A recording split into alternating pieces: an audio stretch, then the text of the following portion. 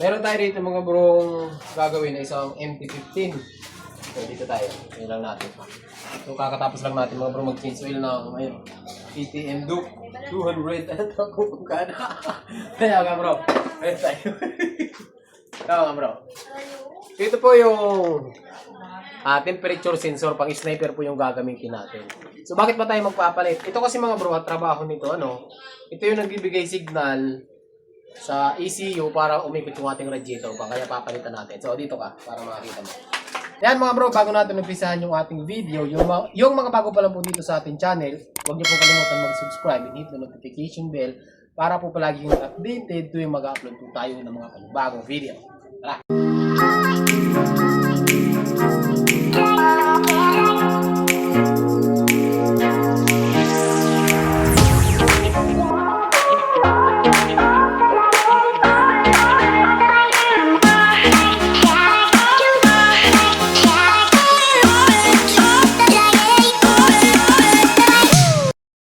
Ulitin ko mga bro, ito po yung tinatawag na temperature sensor. Ang gagamitin natin ay pang Sniper 150, pero ang pagkagamitin natin ay isang Yamaha MT-15. So kung mapapansin nyo kasi dito mga bro, tingnan nyo yung makina, ilapit ko. So ang makina nito mga bro ay parehas lang ng Sniper 155. Yung 150 mag-iba siya, pero mayroong mga parts na sa 150 nakasukat dito. Gaya ng mga filter natin, parehas na pang Sniper, okay?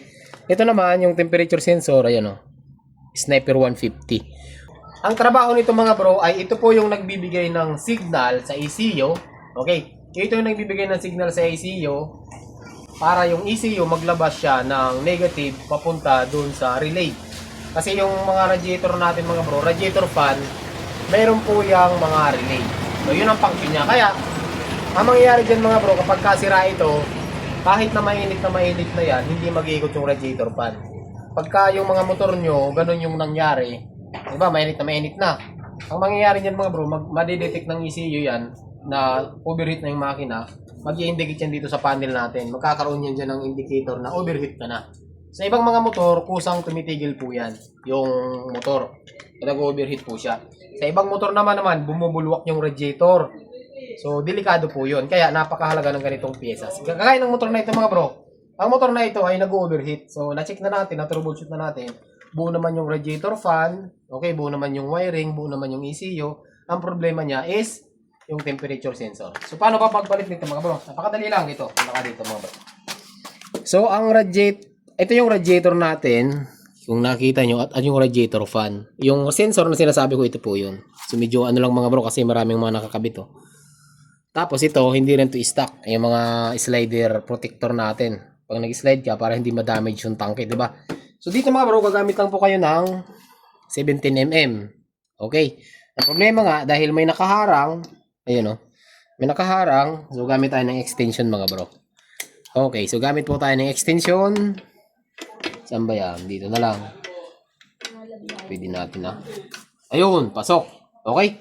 So ngayon mga bro, dapat meron kayong pamalit kasi pagka binuksan natin to, pag binuksan natin tong sensor na to, mayroon po yan tatagas na coolant. Kasi rekta na yan. Coolant na po ang laman nito. Kasi kung makikita nyo yung design nito mga bro, ayun o, tanggalin muna natin o. Para, ayun o. Ito, kung makikita nyo yung design niya, ano lang siya, nakababad na po yan sa coolant. Bali, pag na-detect niya yung coolant na mainit na, dun siya mag-trigger. Okay, so meron lang yan dalawang terminal o. So, tanggalin natin. Tapos, alalayan nyo na lang ano mga bro. Diskartehin nyo na lang. Kasi hindi naman lahat ng motor pare-pares kagaya nito, meron yung iba walang ganito, mas maganda, mas madali po 'yun. Pero ito, ayun, may tumagas na, di ba? Ayun mga bro. So ito yung tinanggal natin. Ito yung sensor. Nauga-uga na nga siya mga bro, talagang nagkatama na rin naman siya. Ito naman yung bago. Ayan. So kahit naman mga bro hindi branded, matagal naman masira yung mga ganitong sensor, ano?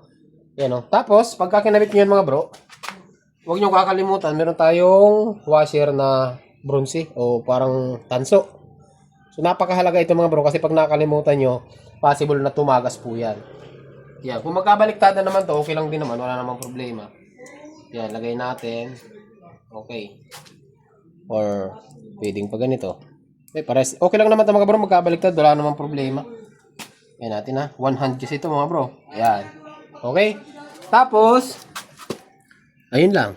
Ayun, para hindi kumagas. Yun. Yun. Matagas man yan mga bro, konti lang yan. Basic, di ba? Basic lang mga bro, yung mga ganitong gawain mga bro, kahit wag nyo na ipagawa ito sa shop.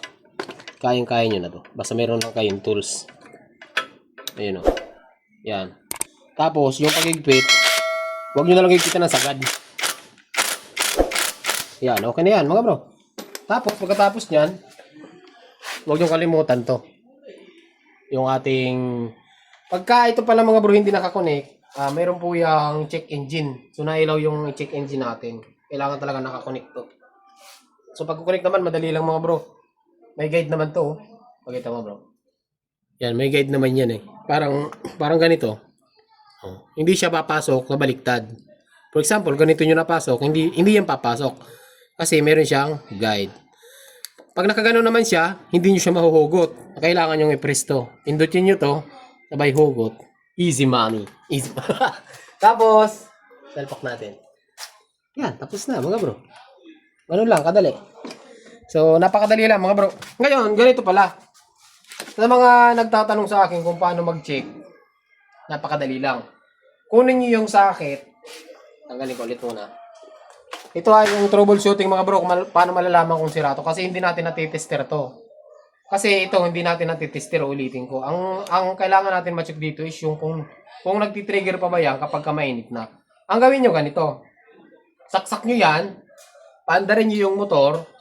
Initin nyo to. Pwedeng lighter, pwedeng kandila, pwedeng heat gun. Basta kung anong part na mainit. Iinitan nyo yan mga bro. Dapat, pagka mainit na to, dapat iikot yung fan. Ngayon, kapag mainit na to, ayaw umikot yung fan, ibig sabihin sira na to. Okay? So, ganun yan mga bro. Ngayon, hindi ko na siguro itatalitin mga bro, pero 100% kasi na-check ko na naman yun mga bro, bago natin isalpak, na-troubleshoot ko na to lahat-lahat na confirm mga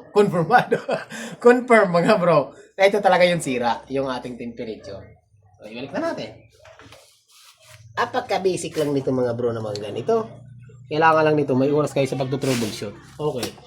Try natin ha. Kaya mawala na yung check engine, no? Pero may overheat indicator siya. Pero mawalan din naman yan. Ngayon, pag binunot ko yun mga bro, magkakaroon ng check engine yan. Pero ito, hindi na natin naantay na umikot pa siya, no? Pero sigurado naman yun na umiikot kasi hahaba yung video natin. Alam nyo naman sa inyo, yung iba, galit na galit kapag mahaba yung video. Ayan. Ayos, diba mga bro? So, medyo mababa lang yung motor nito. Yan, namamatay siya, mababa yung minor. So, siguro mga bro, hanggang dito lang yung video natin. Ano, magandang araw sa inyong lahat. At sana, meron kayo natutunan sa tutorial natin ngayon. So, hanggang dito lang, magandang araw sa inyong lahat at night si Plage.